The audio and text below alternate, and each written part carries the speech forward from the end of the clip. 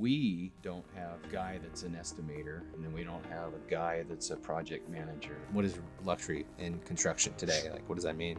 Yeah, luxury is whatever the owner wants us to do, Yeah. we do. I just don't trust issues with passing off the estimating to somebody who is not really invested in the company. Is there advantages and disadvantages with working with family? I would say no. If the opportunity presents itself, if somebody comes to us and asks us to build it, we can build anything. A couple of jobs I lost money. One of them I lost money because I didn't put money in there for myself.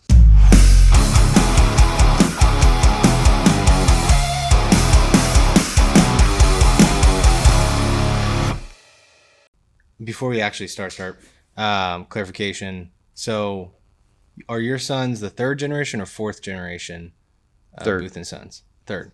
Well, Okay. we weren't. Booth and Sons was started by me. It was in 2000. So whatever that is, 26 years ago ish. Okay. And it was an LLC at the time. But prior to that, I was a partner with my dad and uncle. And then prior to that, it was just Dad and Uncle John was Booth Brothers. Okay. And they started in 64. So. Okay. So you guys do you consider it the same business? No. Not really? Well, there's continuity in the fact that, I started working with my dad and my uncle, and I worked with them in the transition from Booth and Brothers to Booth and Sons. And then when I started Booth and Sons, my oldest son George he was still in high school, but he was taking that Running Start program. Right. And so he was able to spend a lot of time helping me.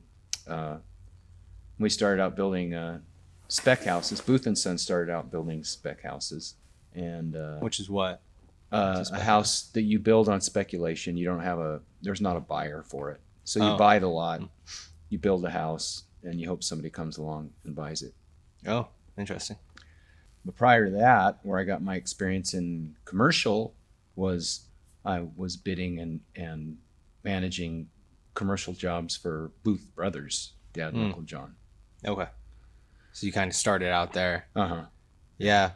Do you have like any vivid childhood memories of kind of being around your dad and the uncle that kind of maybe kickstarted off your interest in it? Like, did you just go into working, or was it like, oh, I want to do this I want to carry this along kind of thing?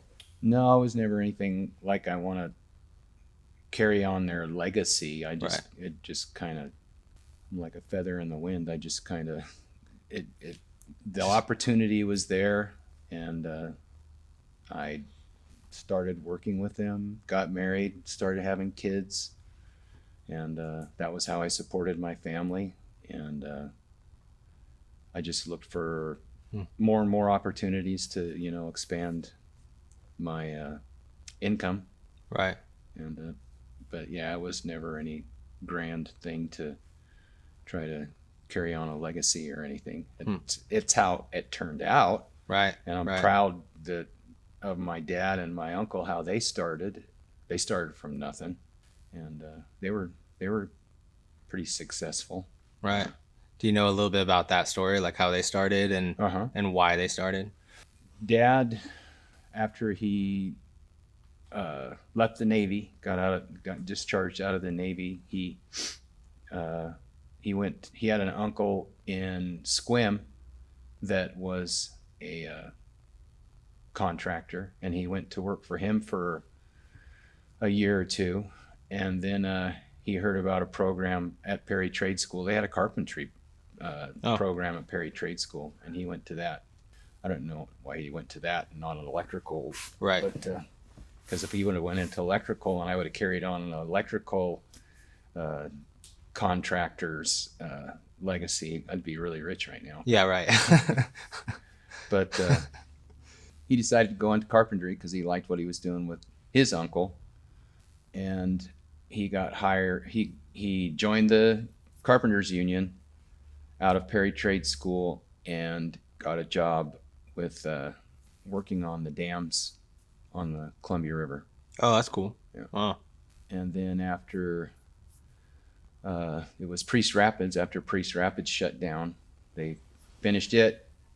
Uncle John was working there too as a laborer, and he got laid off too. Dad got other jobs that the union would send him to, and Uncle John was kind of a quasi carpenter. He was working, I can't remember where he was working, but he got a job with a guy in Grandview who owned a chicken operation, egg operation. And the guy asked Uncle John if he could remodel his house or do some remodeling on the house, and Uncle John said, yeah, I could do that. And then the little projects got bigger and bigger to where he was remodeling the whole house, and he needed help, so he asked Dad to come help him. Yep. And that's how it started. That's how it started. Yeah, that's cool. Dang. Yeah, because my grandpa, your dad, he was, wasn't he in the Vietnam War? No, Korean War. Okay. Crazy. So how long was he in the military, in the Navy? He went in 1952, right out of high school, and he was there until 1956. Till 1956. Okay. Crazy. That's cool. Yeah. So we talked a little bit about this, but what does like your daily routine look like for you? Like go through a normal day, like waking up, checking the emails, talking to people, talking to your sons. Well, first thing I do when I get up is I exercise. The next thing I do is eat breakfast. And then I'll say bye to my wife, and then I'll go downstairs on my computer and answer emails for a little while, and then try to get to the job site by 7 in the morning to meet the guys. Unless it's like right now. Like right now, I'm not managing a ongoing project, so my day's a little bit more relaxed. Yeah. So I'll dink around on the computer for a little while and go drive around and see what the guys are doing on the jobs. And if there's something that I'm bidding on, it's just a lot of different things. Right. I'll bid, I'll estimate things, call guys or email other contractors to give me prices on each job. How do you and your two sons, Logan and George, how do you guys, it seems like you were talking prior to this about how you each are kind of have your different projects going. How do you keep those, like, everything in sync and all the estimates and the conversations with the other contractors? How does that not get out of hand and kind of wild, and how do you kind of keep that in sync, I guess? Ordered. Well, George and Logan both do very much what I do. They do their estimating. They contact subcontractors. Most subcontractors we work with, we've all worked with before, so we have a relationship with them. Right. And so, I mean, we have an ongoing work with most of them. And so everyone's kind of talking. Everyone knows where everything's at. And we back each other up. Sometimes if George isn't available, they'll contact me, and I will, answer the question for them, or tell them I need to talk to George or Logan or whatever. So it's almost like there's three construction companies all under. Right. Interesting. Huh. Yeah. So we don't have guy that's an estimator, and then we don't have a guy that's a project manager, and we don't have a guy that's a foreman. It's really you three and then everyone else. We each one of us kind of wears all of those hats. Yeah. And I think it's helpful in you have a really intimate knowledge of the project that you're working on when you're right from the very beginning looking at it and talking to subcontractors and estimating.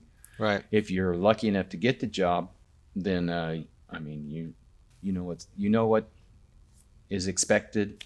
Right. You know what the costs are going to be, and Hmm. it gives you good control on the management of the project. Yeah, I feel like that stands out from maybe a lot of other companies and general contractors where they do hire out an estimator and some installers, and everyone's got the different roles. But how do you? Is that difficult to do? Is that difficult to wear all these different hats? It doesn't kind of feel like it's out of control. How many jobs do you have at one time? It'd be good if you could talk to George about that, because Yeah. he feels a little bit out of control. He has so many going on at once. He's got a big family too. Yeah. And a big family too. Yeah. And Logan and I help him out with those Right. when we can, but he manages it just fine. Hmm. That's the way I learned to do it from my dad and uncle. That's because they did exactly the same thing. Right. Interesting. Yeah, I mean, I feel like that makes you guys stand out as far as that's what I was gonna say. As far as like a third generational, like mom and pa or whatever you want to call it, local business from a bigger, more disconnected business. Like, and you've got all these different people you've got to go through. Mm-hmm. Versus if someone went to you guys, you have someone that's well aware of every point of contact and everything. The subcontractors, oh, I know this guy, I'd stand up for him, blah blah. I feel like that just makes you guys stand out probably. And do you feel like each person you work with like really trusts you because of that? Yeah, well, that is one, I think, a good thing about us, because if we bid on a job, or if we're contacted on a job and we go estimate that job, the customer, when they give us a call, they're not calling a receptionist. We don't have receptionists. Or they're not calling somebody in an office that says that we'll get back to them later. They have our phone number, and we if they leave a message or a text, we call them right back, or most of the time we answer the phone when they call. So they get to talk to us. And yeah, like you said, we're very knowledgeable about whatever project it is it's our project, so we know what's going on. And I just think that's super interesting. So I kind of want to still dig into that, like the structure you guys have built. And you said that's how your dad ran it and his brother ran it. Is that like was it a conscious decision not to hire, say, someone at minimum wage or something as an estimator or a secretary? Like, was there ever a point where it's like, well, that would make my life easier, or was it just, I just don't trust. I have trust issues with passing off the estimating to someone who's I just don't, somebody who is not really invested right in the company. I see. So estimating, I think, is very important for me anyways, for one of us. Who cares if we lose money or we don't want to lose money. Right. Sometimes you get estimators who they just want to get the job, and they'll cut costs, and then you're losing money. Right. And then the other thing is you got to pay that guy. Right. And you got to pay we're kind of on the cusp of needing a full-time bookkeeper. We have a bookkeeper that we use, and I really like her, but it would be nice to have a full-time bookkeeper sometimes, but it would double the cost of having somebody on our staff full-time doing that. Plus then that's the other advantage we have. We don't have an office, so we don't have to. Really? Huh. So what if you guys are gonna all meet up, your crews, all you guys? It's usually the job site. Just meet up at the job. Mm-hmm. Okay. Huh. Or if we need to get together and talk, they come over to my office in my house. Yeah. So do you think part of that conscious decision? Well, you explain a lot of it, like not like trusting, skill level, stuff like that, being invested. Does that also mean the less, work you're kind of hiring out? Does that mean the more money that ends up in your pocket and the owner's pockets, Mm-hmm. essentially. Mm-hmm. Yeah. So makes a lot of sense. Yeah. Yeah. Our overhead is low. Yeah. Other than the essential team members that need to be there building the job. So then is the people that are out there, say like my brother, like is he doing the demo, the install, the building, or whoever you want, just one of the team members, they're doing like the A to Z kind of thing? We subcontract a lot of stuff out. Oh, you do? Okay. Yeah. We'll do some of our own framing. We do all of our own finish work.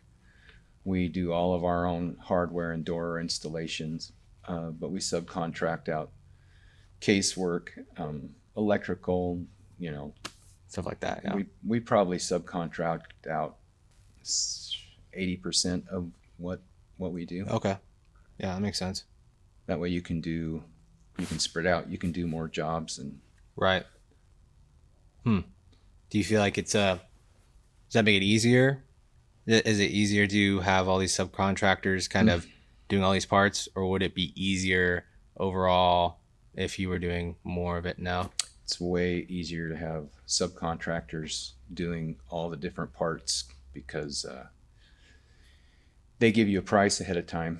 You have a contract with them and they have to perform.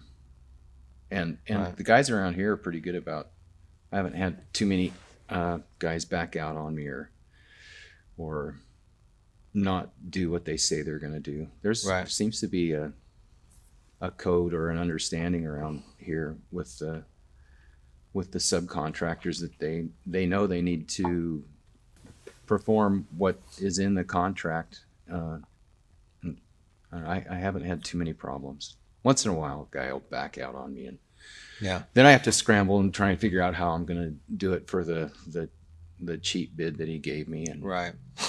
and then it does come out of my pocket when that happens. Right. Yeah, because you got to find someone else who's going to do it for the same price or do it, and then it's going to hit you and impact you. Mm-hmm.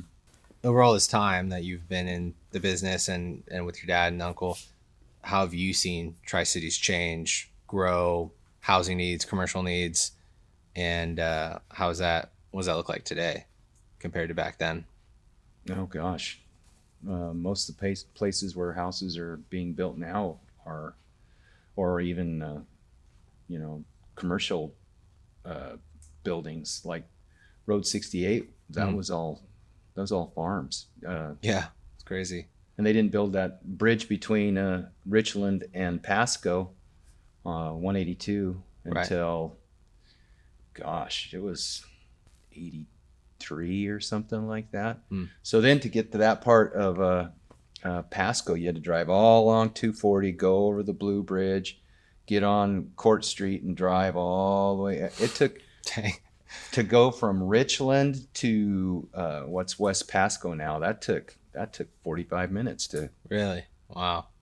Yeah, that's crazy. And so all that stuff out there, North Pasco, was farmland, and there was just nothing out there. And then Badger Canyon was all farms, and they added that Dallas Road from I-82 to Badger Road. That's a shortcut for everybody in the Tri-Cities. Right. So that's expanding, and Riata, all that stuff on Riata where you guys used to live, that was just sagebrush. So yeah, I remember we used to have when we first moved here, we had a house like the back of it was steptoe, right? That the newer steptoe ish. I say newer, but last 10 12 years.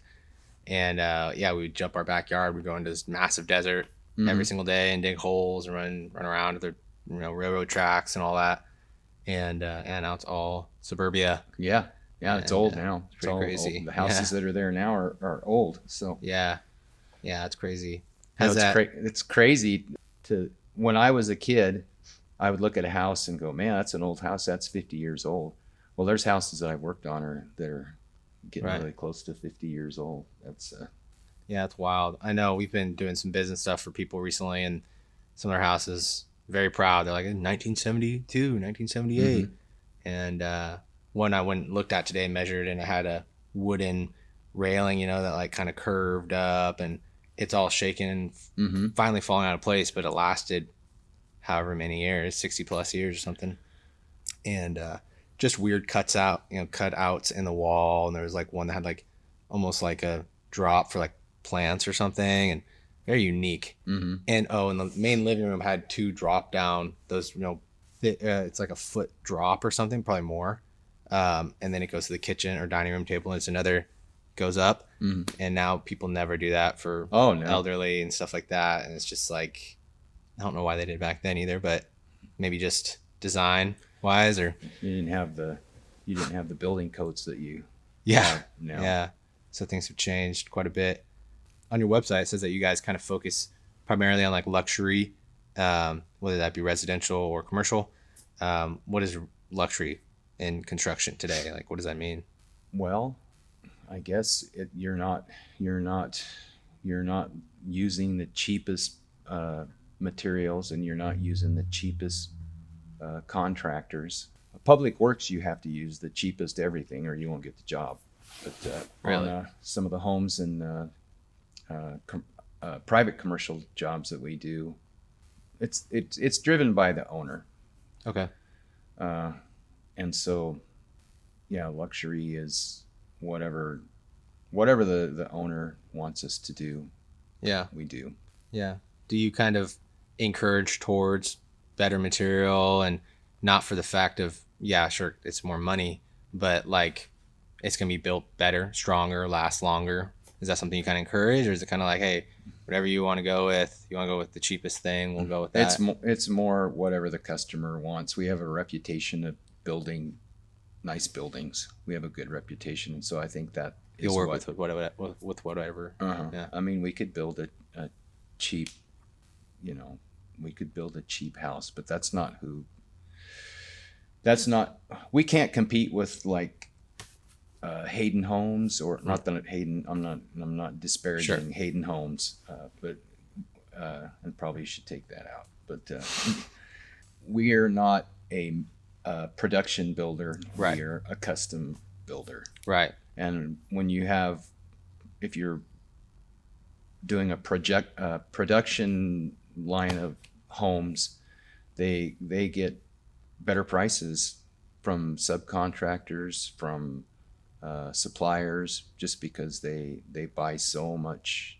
They're just pumping it out, kind of like everything. Yeah.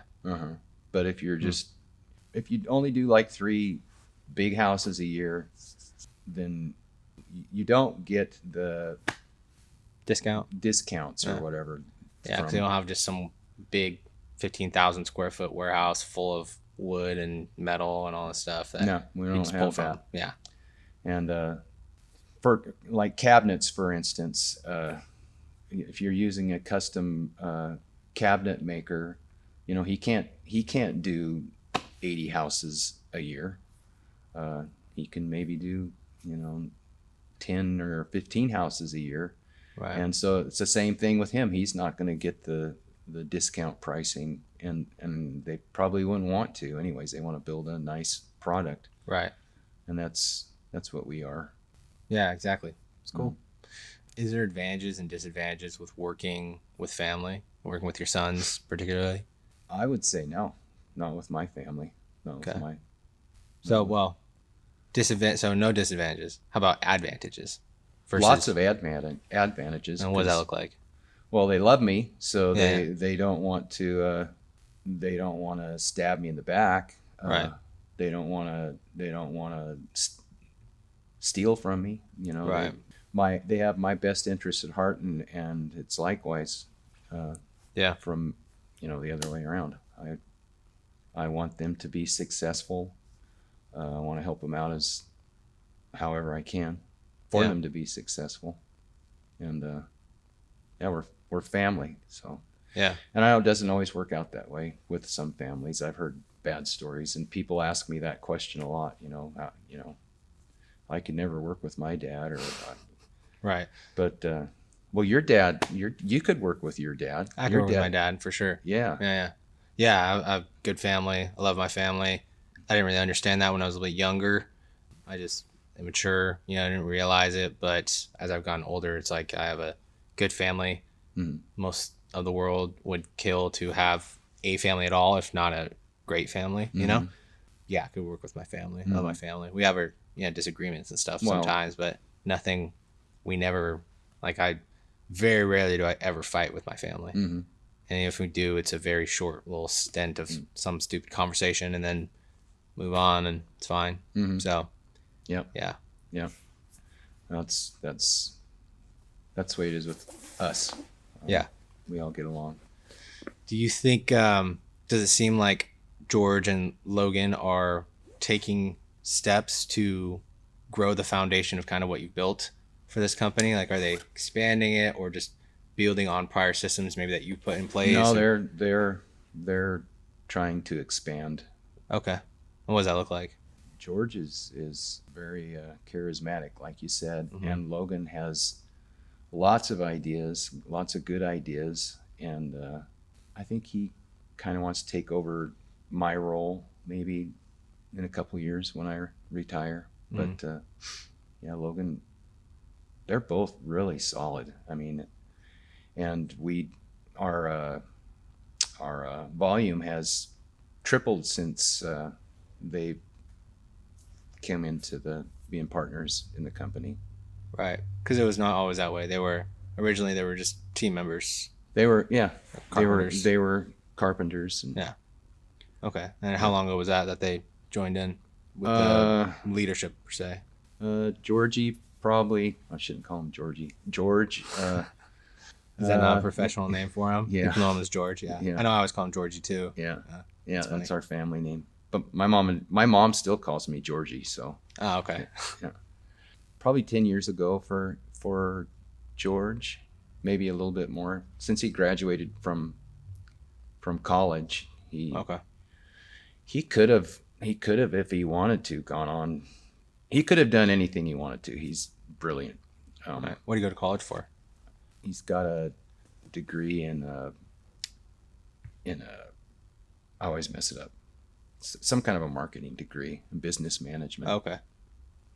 Logan went to a year of CBC, and college just wasn't for him. Some college is good for some people and not for others. But after graduating from college, George decided he wanted to stick with me, and at the time I was trying to take care of him and his family, and he just really grown into. I think he's successful now, but I think he's going to be very, very successful in the not too distant future. Yeah, you think both of them are going to stick out with Booth and Sons like long term? I think so. Most for life. I think so. Logan has a lot of drive. Also, he wants to please the customers, and he does. He's very likable. Yeah. Oh yeah, for sure. And they both got sons now. They both have sons. So legacy can carry on. Not that a woman couldn't be in your company, but you know what I'm saying. Yeah. Booth and Sons, not Booth and daughters, right? Yeah. Booth and kids. Yeah, Booth and kids. Yeah. That's cool. Yeah. Very cool. Yeah, so construction, and especially even like the last handful of years with the economy, everything that's gone on, there's been a lot of supply chain issues. There's been labor shortages, trade shortages, rise material cost. Have you guys felt that at all? Like, how about through like COVID times, and is any of those areas really challenging, especially like right now? There's no supply issues now. There was during and after COVID, and I think a lot of suppliers were using COVID as an excuse to really jack prices up. Oh yeah, for sure. And take their time delivering materials, but that seems to have calmed down. And I think suppliers and subcontractors are becoming a little bit more competitive now, although prices are still high. I mean, they can only be so competitive, but right, the prices of the commodities are it's going up. Just feels like it's always going up. Do you feel like is there good people that like apply to your business? Like, do you feel like there's enough talent out there, or like people looking for being carpenter, looking for the trades? or is there a shortage there too? It's hard to find good. It's hard to find good people that want to work, that will work. It seems like a lot of people, I don't know, they I don't know. It seems like a lot of young guys want to come to work and be at the top of the game right at the beginning. They don't want to start Yeah, for sure. from the bottom like I did. Yeah. I started, and still now I joke all the time that I do what all the other subcontractors don't want to do. So if there's a hole that needs to be dug, have to go dig it myself because, and it's hard to find young guys that will do that. But we have some. Yeah. What are when looking for those people, say like, you're going to go have an interview or something, what are like the highest traits or values that you're looking for? Someone that says they're willing to do anything that they're asked. And I don't expect anything more of them than I would do myself, because I don't know, people don't believe some of the things that they say, you do that. Yeah, I do that. Yeah. I clean up around toilets. Right. I dig holes. I sweep. I mean, that's not all I do, but my point is I'm not too good to do those things, and that's what I expect of my employees too, or our employees too. Right. I feel like that makes a good leader, especially the owner. If you don't think there's nothing wrong with, wanting to eventually hire out people so you can manage the entire thing that you're running, but to never forget where you came from and that you're not too good, because it always comes top down, right? How people act, how the respect, the culture. We talk a lot about like trying to set a certain culture here, with how we treat each other, how we act, how we work, when we show up, all this stuff. And it comes top down always. Yeah. Logan and George are the same way. They do everything. Right. And my dad and uncle did everything. So none of us feel like we're too good to do anything. Could you walk me through one of your most memorable projects that maybe you guys worked on, whether that be residential, commercial, or? Probably the most a recent one that we did was we redid Peanuts Park in Pasco. Right. Yeah. How's that? That was a different job. Was it fun? Was it challenging? It was challenging, and it was fun because it's not something that you get to do all the time. Right. It was more of an artistic project. The benches and the canopies that we built, and then plus we had the entertainment of the bums in the neighborhood. Oh yeah. Yeah. The challenges were we were doing that through COVID. Okay. And right in the middle of the job, I got COVID. Oh no. And so George and Logan took that over for me, and they ran it for about 3 months while I was recovering. Okay. And it turned out really nice. We won an award for that one. It was the best public works job in Washington State, for between, I think it was $3 million and $5 million, or $3 million and $10 million. Wow. Is that the big red deal over in Pasco? Where you had your microgreens thing? No way. Yeah, that's super cool. Yeah, it almost has for some reason I thought of like Chinatown, like a little bit of that like Asian kind of design to it. But I thought it was super cool. I really like it, and I think we need more stuff like that in the Tri-Cities. We have some stuff, certain places they build a structure here or something like there that has some architectural interest or on the artistic side. But I just get kind of tired of some of the cookie cutter buildings and stuff that are around. So yeah, it's nice to see. So I also noticed that you guys don't have like a very much presence in the social media kind of world. So Instagram or Facebook or whatever, but it seems that like your word of mouth and personal relationships, like you've shared, is kind of like your core. That's how you operate your business. How did you find success, and how do you find success in the day and age of social media, and like online stuff, I would like to have a more of a presence in social media, but I'm old, so that I'm not good at that kind of thing. It would come down to you and your sons essentially pulling out your phone and doing it yourself, right? Or hiring a media person. Hiring a media consultant or somebody to do it. We just really have been too busy to really put a lot of time into that. And I don't know that it would help us either. I mean, yeah. Like, do you find that you even need that? Like with the connections you've made? I think the connections that we are making and have made are the kind of connections that will be productive.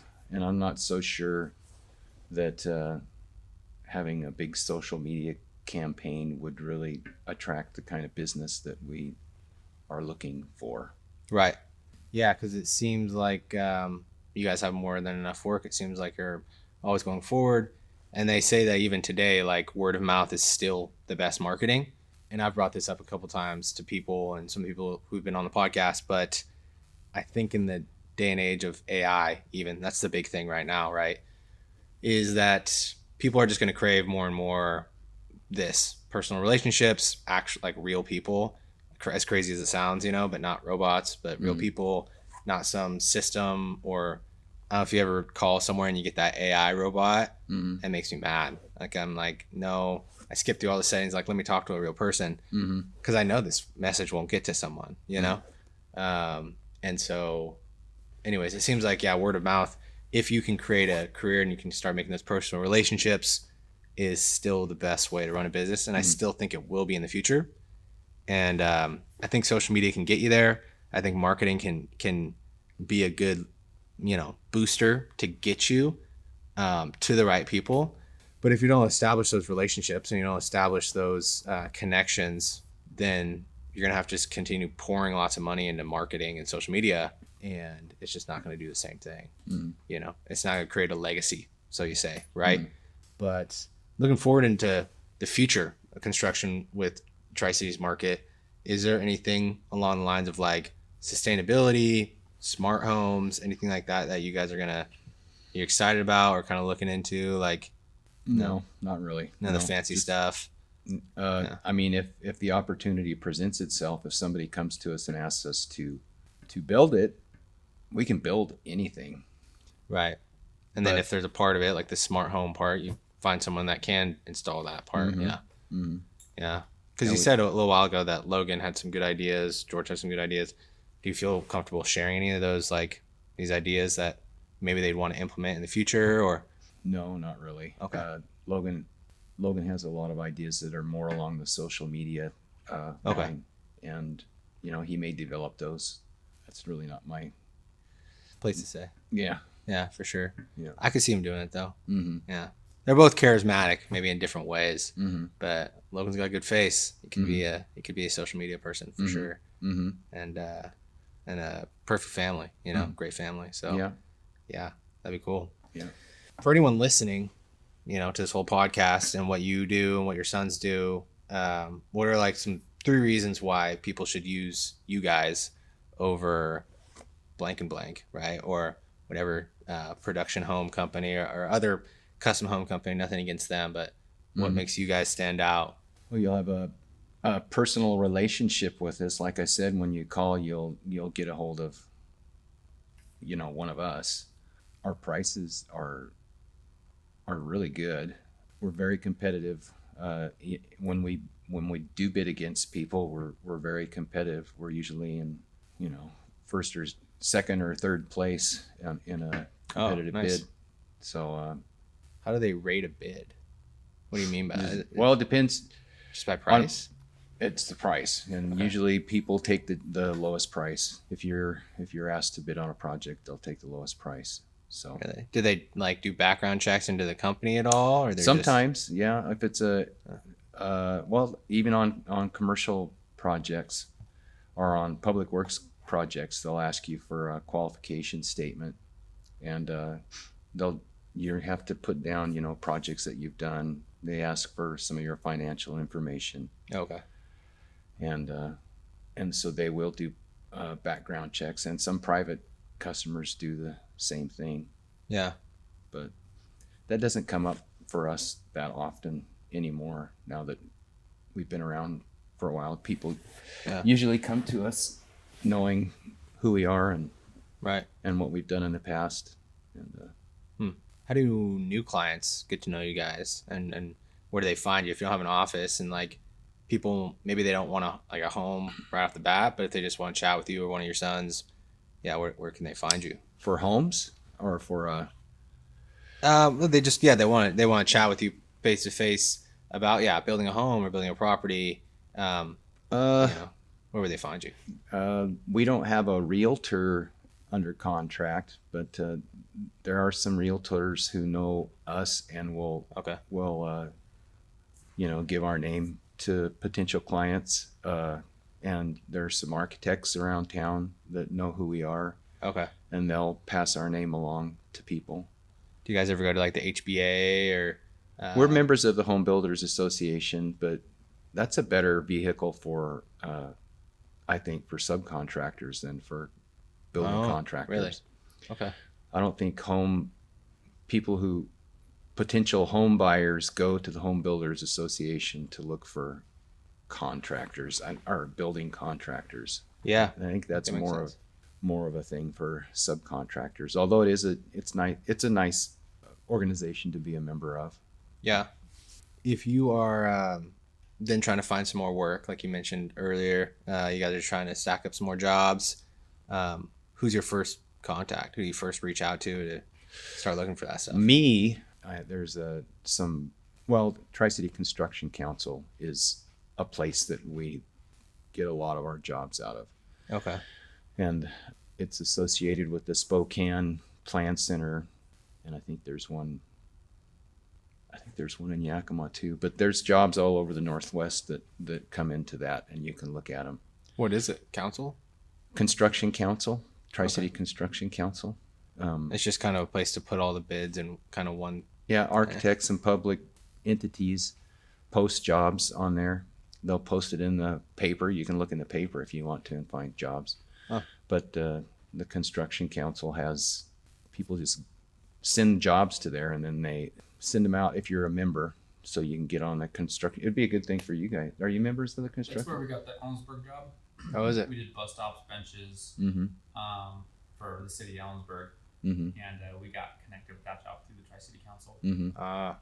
I'm not a member of them right now. I had done they did like a 2 or 3 week trial, something like that. It's a good thing. So I got the trial, got the job. Yeah. No, I need to get back into it because it was a great job. That's a big job. It's worth it. It's, I don't remember what it is now. It's $280 twice a year. A lot of public work stuff. It's mostly public work stuff. And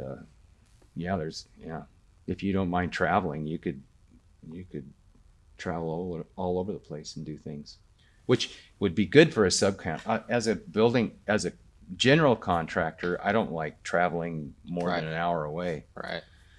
Because you're supposed to be on the job, every day, and it Right. on a year-long project or whatever, that just be sucks. crazy. Yeah. You did say earlier that in the public jobs, public works tend to go with like the lowest bidder, as far as whatever subcontractor, whatever. So what's the draw to doing those jobs then if you have to bid lower than everyone else? Are you making much? You get paid. You get paid. Yeah. There's if you're working for a public entity, you're going to get paid. Sometimes on these private jobs, we don't get paid. Yeah, it keeps getting pushed off and pushed off. Yeah, they're in a big hurry for you to get it done, but they're not. Once you're done, they're not in such a big hurry to pay you. Yeah, and that hurts. Yeah, it does. Yeah, I'm sure you know. Oh yeah. Yeah. He knows. Yeah. So they just have a very set schedule, like you will be paid on this day and that day, and what happens? Or well, if you're working for a city, they're going to pay you. I mean, there are strong rules that you have to follow, the contracts you have to follow, and schedules that you have to follow. Right. But it's a good contract. If you ever get in trouble and you need to go to court, I mean, you have a chance of getting some money because they have money. They have the money. Yeah, versus a private person. A private guy, I don't know if they have it. Yeah. You can file a lien, but they don't. What's a lien? You don't get your money until they decide to sell. That could be never. Dang. Yeah, that's crazy. Mm-hmm. And so even if you are bidding lower on, say, those jobs than other jobs, there's still a good amount of like headroom there. Then a decent amount, anyways. It depends how things go. Yeah, but you're never really losing money, are you? Or... Yeah, I've lost money. Really? Mm-hmm. Like more than a handful of times on the public works? Or... No, I can only think of well, a couple of jobs I lost money. One of them I lost money because I didn't put money in there for myself. I left that line blank, so I got to do that job for 2 months. Two of them, or well, three of them. One of them I just wanted the job so bad. It was during COVID and there was nothing out there, so I bid it really cheap. And you didn't put your own paycheck in there. Well, that one I did, but I missed a component of the thing that was really expensive. Dang. And so that I didn't make any money on that job. There was another job that we did for the Pasco school district that I didn't pay myself. I forgot to. And then there was another job I did for the city of Kennewick. It was just a little addition, and I didn't take enough time, and I missed some things. And that one, I ended up having to do it all by myself, just because I didn't have any money in there to. So yeah, you lose money. Yeah. Sometimes. But okay. Most of the time you don't. Yeah. The last question I have is, and you kind of answered this, but is this going to be, well, third generation is your son. So is this going to be a fourth generation? It's going to be a fifth generation. Like, has your sons talked about, I'm going to get my kids in here when they get in here and I want to teach them? And Logan has mentioned that maybe his son is interested in doing it, but he's only what, 5 or 6? 10 or 11. 10, 11, wow. 10. Abel, right? Abel, yeah. Does he ever bring them around? Oh, yeah. Like look at the stuff. Been around. Yeah. It's been around. Mess with some tools. And, yeah, it's cool. Yeah. But Abel could also be part of Perfection Glass because his mom is, part of Perfection Glass. So Abel has 2 different avenues he could go. What does she do there? She to be honest, I'm not 100% sure, but she's involved with the sales of the company. She oversees the salesman. Yeah. Okay, so she's kind of like a manager. She's a manager, sales manager. I guess it'd be a good name for her. It's pretty cool. 2 different industries to kind of look into. It's pretty sweet. So Abel could do either one. And George the 4th or 5th, he's only 7 now. He just turned 7 or 8. We're going to have 24 grandkids here in it's crazy. Summertime. So crazy. It's trying to keep track of all their names and have a note in my phone with the running names. And a big family. Yeah. Big family. It's crazy. I know I remember back when we were younger and there's like 1 or 2 is just the cousins, and now it's like I'm one of the older kids. When I was a kid, looking up to one of the older people, I am one of the older people. Yeah. Now all the youngins run around. It's kind of crazy. Well, crazy how that happens. Wait till you get my age and you're in a room with your family, and you're the oldest one there. The only time I'm not the oldest one there is when my mom's there with us. Yeah, like the birthday party. Yeah. I was second oldest in that room. Really? That's crazy. Yeah. Nice. One of the patriarchs of the family. Yeah. It's a proud position. That's cool. Well, we leave some time at the very end. If you want to just tell people where they can find you, or if there's a email or phone number, website, anything you want to kind of give out for people to contact you and your company or your sons. So you can just tell them. Booth and Sons Construction. I think we have a website called it's www.boothandsonsconstruction.com. My email is georgebooth@boothandsons.com, and my phone number is 509-308-4338. Sweet. Well, it was a pleasure having you on, George. Thanks for coming by. being part of the podcast, sharing your wisdom and all this stuff and your company, your experience. And this is a Sojourn podcast. So when you watch this episode, make sure to share it, give it a great rating, subscribe, like it, all the stuff. And we'll continue to bring great guests and content like this to you guys. We appreciate it. Till next time, guys.